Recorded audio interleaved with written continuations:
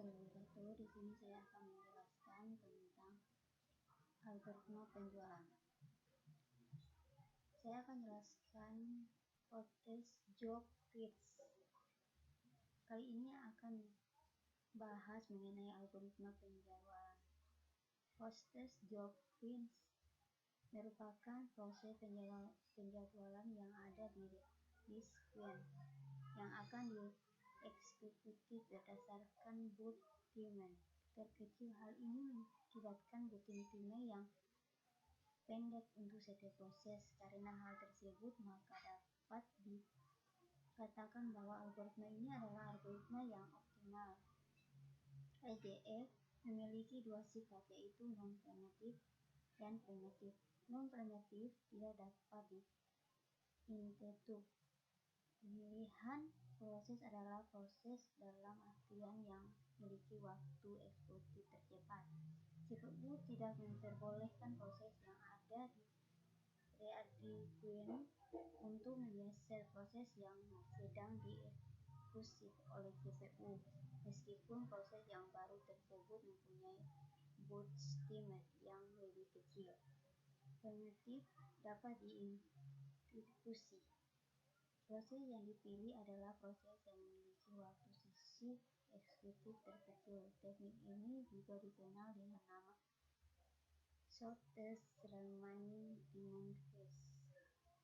Contoh, jika ada proses P1 yang datang pada saat P0 sedang berjalan, lalu akan dilihat CPU blok P1 apabila primitif. Jika CPU blok P1 lebih kecil dari sisi waktu yang dibutuhkan oleh P0, maka CPU ganti dialokasikan untuk P1.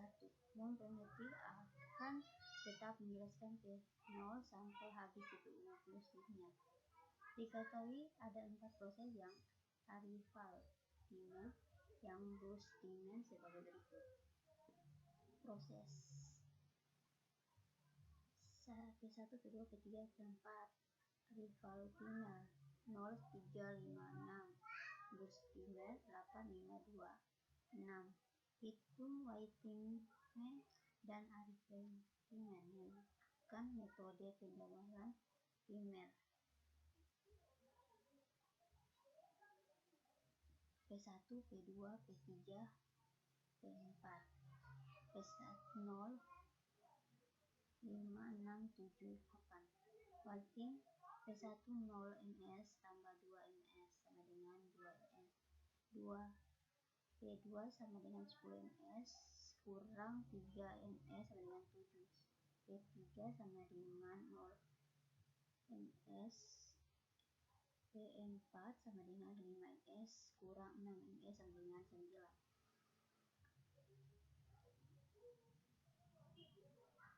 Emergent time. Time jumlah waiting dibagi jumlah proses. Emergent time 2 tambah 7 tambah 0 tambah 9 bagi 4 sama dengan 18 bagi 4 sama dengan 4,5 ms. Sedangkan priority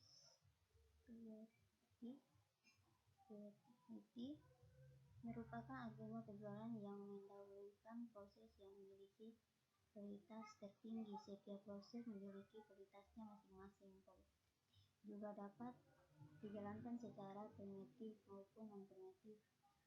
Kelemahan pada primitif adalah dapat terjadinya infinite blocking atau starvation.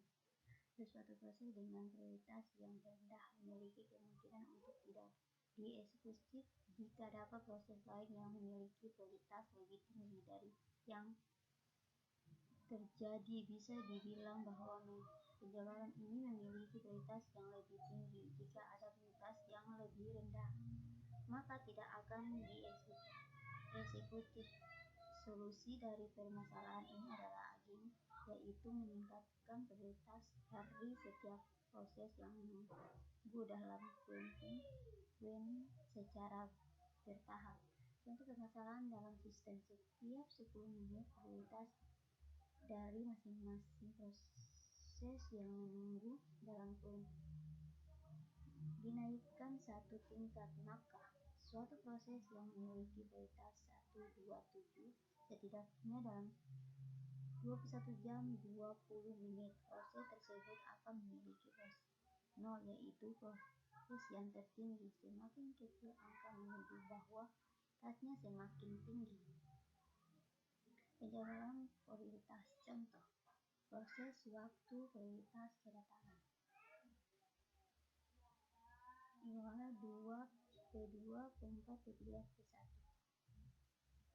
Waktu tunggu P1 sama dengan 18, P2 sama dengan 0, P3 sama dengan 11, P4 sama dengan 8. Waktu tunggu rata-rata adalah 18 tambah 0 tambah 11 tambah 8. Bagi 4 sama dengan 9,25. Lebih gelap dari non primitif. 3. Round robin. Round robin hampir mirip dengan FCFS. Akan tetapi terdapat proses perpindahan antara proses di mana suatu proses melakukan interupsi terhadap proses yang lainnya, atau disebut juga dengan perspektif. Proses menggunakan timen kuantum atau dimensi sebagai contoh. Proses pusing dengan timen Fringes sebesar 4ms, penjadwalan yang terjadi adalah sebagai berikut. P1 mendapatkan kesempatan pada 4ms. Pertama, karena P1 lebih besar dari timen, maka P2 hanya akan diproses selama 3. Sisanya P1 sebesar P1 kurang times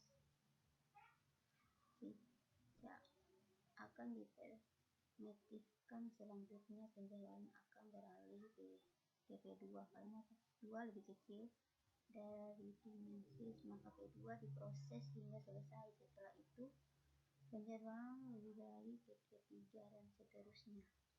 Waiting time P1 sama dengan 0 tambah 10 kurang 4 sama dengan 6.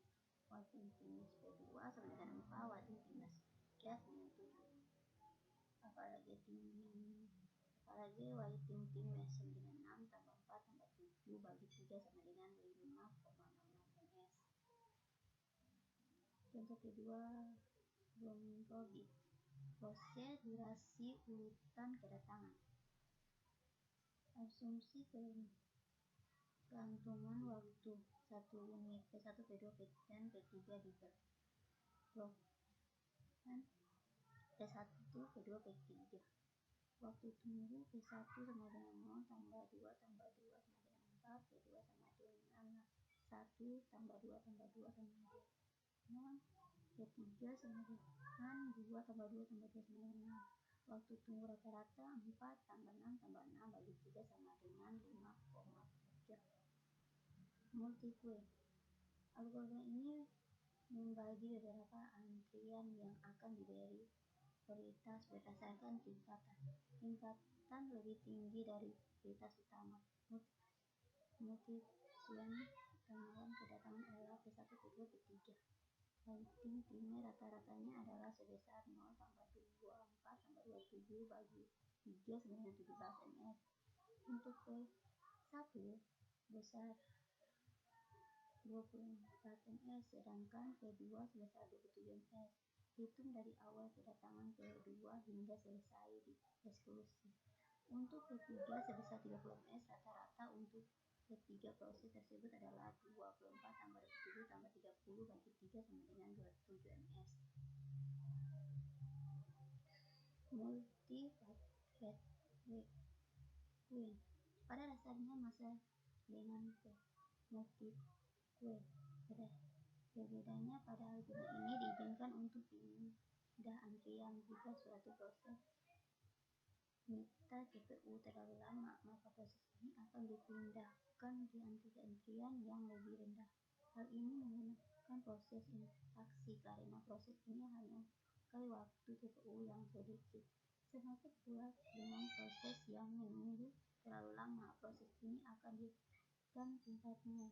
Misalnya prioritas tertinggi lebih Lanjutkan kepada proses dengan CPU bus terkecil. Dengan begitu CPU akan terasi penuh dan MMK dengan terus sibuk. Semakin rendah tingkatnya panjang CPU bus, proses juga semakin besar. Multi-level terdapat 3 antrian, P1 sama dengan 10 ms, P2 sama dengan 40 ms, P3 sama dengan proses yang masuk ke antrian P1. Jika ada 10 ms tidak selesai, maka proses tersebut dipindahkan ke P2. Jika dalam 40 ms tidak selesai, maka dipindahkan lagi ke P3. Sekian dan terima kasih.